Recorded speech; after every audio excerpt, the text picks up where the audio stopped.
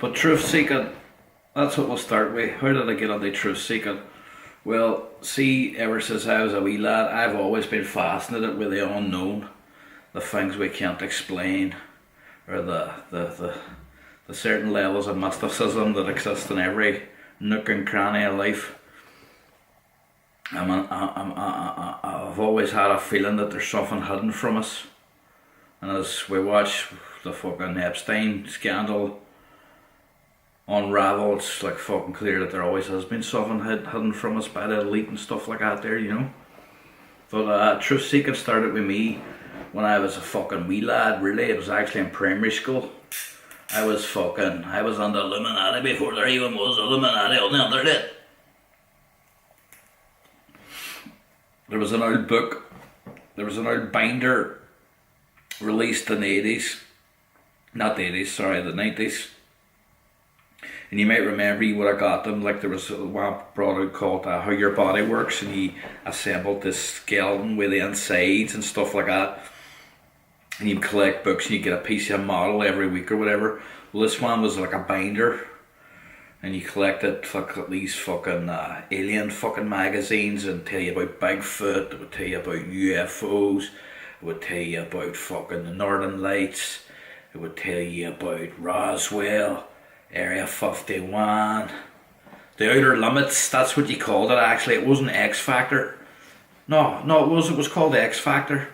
And it wasn't Simon Cowell and all that fucking shit. It was like a sci-fi fucking magazine, but it was all about paranormal stuff. And I started off with that, and then I got the bug in, and I was buying that book steady. There's about 30 issues of that there, and I bought every one of them. I was fascinated with all sorts of stories. Like just recently, Bob Lazar was on fucking Joe Rogan talking about like how he supposedly worked in Area 51. Now, he's full of fucking shit, that boy. He's obviously just knew about a fucking physics and engineering and stuff, and just winged it and said he fucking seen aliens. To me, he's a liar. But that's not to say that I rule out aliens, and I don't believe in that. I do believe that there's fucking extraterrestrials and they're possibly fucking communicating with us in weird ways that we don't even know.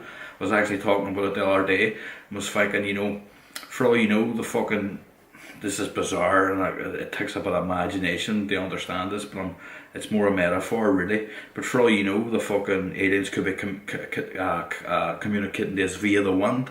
And what the wind sounds like, and we're up there looking at stars and fucking studying fucking plankton and volcanoes and what have you, trying to search for life. Whenever, for all you know, the echoes and the wind's breeze are probably an alien communication sent. That's mad, I know it's mad, it's a crazy idea, but what I'm trying to say by that is that they're probably communicating in such a abstract, weird way to us that it is totally alien and we're not even searching for it. I mean, the limitations of radio signals is our, like the SETI satellite. If you're not familiar with the SETI satellite, it was a thing, the SETI stands for Search for Extraterrestrial Intelligence, and it was a satellite. It was built around the 60s and 70s. They searched for fucking signals from a radio signal if the aliens had so happened invented radio signals and could communicate that way. A few years after that there, and fucking Jodie Foster acted in a film called Contact, which was based on the SETI satellite and its search for extraterrestrials. I think it was a book originally wrote by a guy called Carl Sagan, who you're probably familiar with. But he's a big scientist, big atheist really, good guy, smart thinker. But where I'm at now in life, I'm sort of opening up the idea of a conscious creator, as I said in the last episode. But anyway, I got into truth seeking, and then that first book, X Factor, was fucking fascinating. It was a really great book, and it got the bug, and I started really researching Roswell. And at the time when I was a wee lad, I would have this fucking big sticker stuck up in my window saying, I'm a believer, Roswell happened in 1947. So I was probably exhibiting a bit of my fucking schizophrenia as a wee lad there, you know what I mean? Fucking, I believe. Hey, but But I got onto Roswell and I was obsessed with the idea that fucking aliens had crash landed here. And then after that it led on to another publication called the Weekly World News. Now you all probably know about Kevin Ward, he's a famous dairyman. Well, I warped his fucking head with the Weekly World News when he was a wee lad about the age of fucking 12 or something. I brought on the Weekly World News into school. Now Weekly World News, if you're not familiar, it's like this fucking pure disinfo magazine. It was used to find it on shelves and it would tell you about things like a demon found hung in Minneapolis, and it would show you a picture of a demon hung from a tree or something. It was all these false news stories. But when we were young, we thought it was like this publication that was getting made, and they were leaking all the fucking truth out into the press. And I was partly delusional myself, and I convinced Kevin that there was this fucking autopsy of a fucking wee baby alien and an incubator machine. It was pure fake. He had wee like tentacle fingers and all. It was pure fake as fuck looking. But I had him convinced that that was a real alien.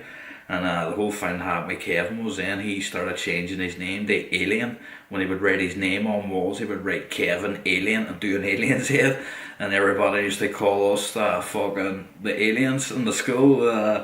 Everybody would go, I'm an alien, I'm a legal alien, I'm an alien in the bog. But Kevin, I warped his head with that Weekly World News, and then the obsession then evolved a bit. And I got a bit more rational as I got into my logical thinking. I started studying logical fallacies, and logical fallacies were a way for me to learn like almost antivirus software for my brain.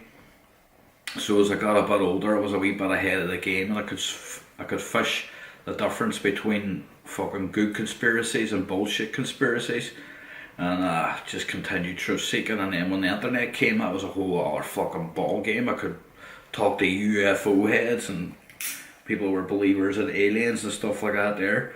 So and then it comes to today where I'm at this point now where I've reached that much truth that that I'm not saying I'm some sort of a holder of truth, but in the search for truth it can be lonely, because not only can you recognise certain truths, but other people might not wake up to those same truths, and it sort of leaves you.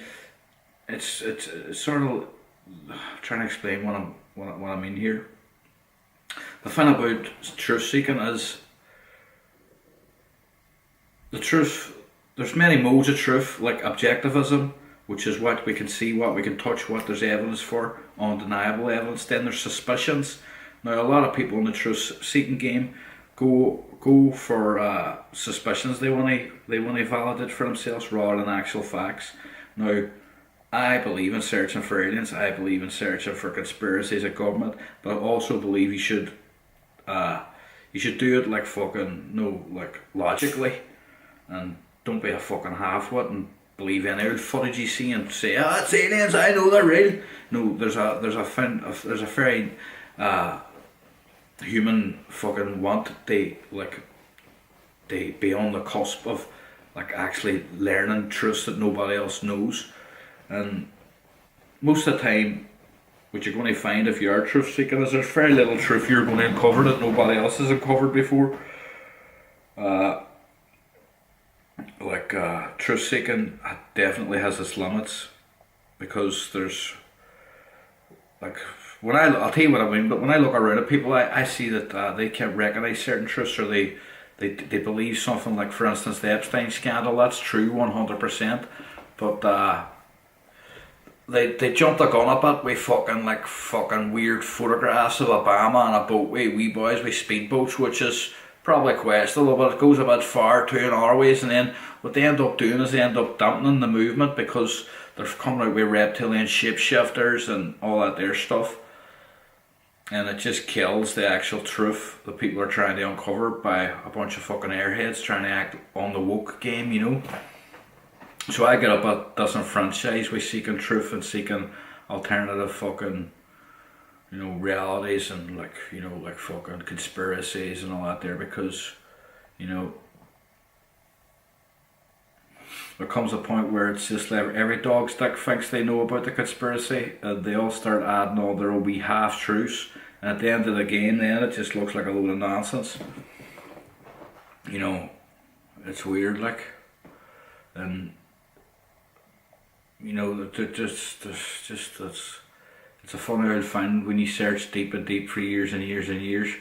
You start realising people are only catching all the things when you've caught up way before. But I am rambling on a bit there, maybe I'm talking too much about that. But I can't get the certain bad truth movement. You know, like seeking for UFO evidence. But I have seen some amazing stuff.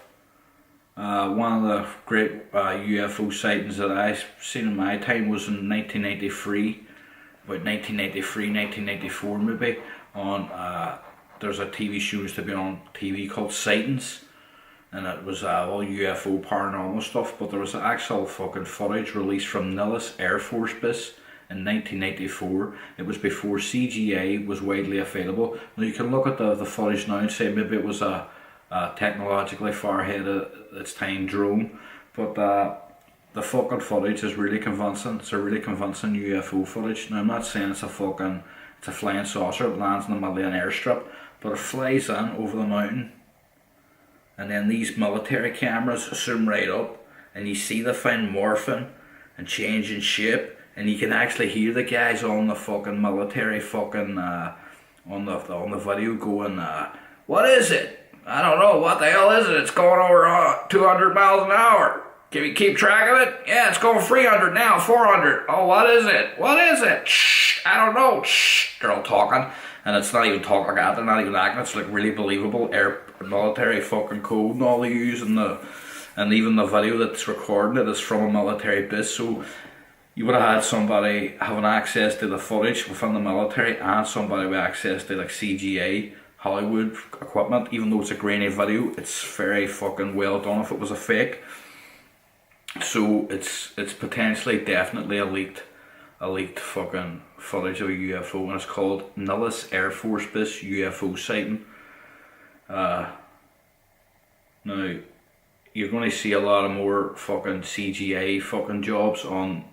They're 10 a penny now, in fact, because the technology's that widely available. But back then when that was released, that was the only people who had access to that type of technology would have been big fucking rich companies, and still to this day it's claimed to be an actual UFO sighting. And of course you can't forget the magic pill and all those recent UFOs that have been confirmed by the US military. So there's no denying that aliens and alien craft have fucking possibly visited planet Earth. You can't rule it out, but at the same time you don't want to be believing these stories of like fucking boys getting fucking anal probes thrown up their fucking ass and search for fucking parts of their gland and all. No, it's like, I don't know about that. No, you're going a wee bit far. Is it schizophrenic? Is it a nut kiss? Or is it, as the aliens came and fucking lifted this dickhead, you know what I mean? So truth seeking's weird like that. You don't know what to believe. Unless you're logical, which most people aren't. They're just really paranoid, scared, fucking all bad shit. So it's a fine line between madness and actual treading on the actual evidence of things. But it's the way it's got with me. I just couldn't be bothered anymore, because I'm not here to explain my truth to people. I think I've got a fair idea on it, you know what I mean? But anyway, I'm going on day one.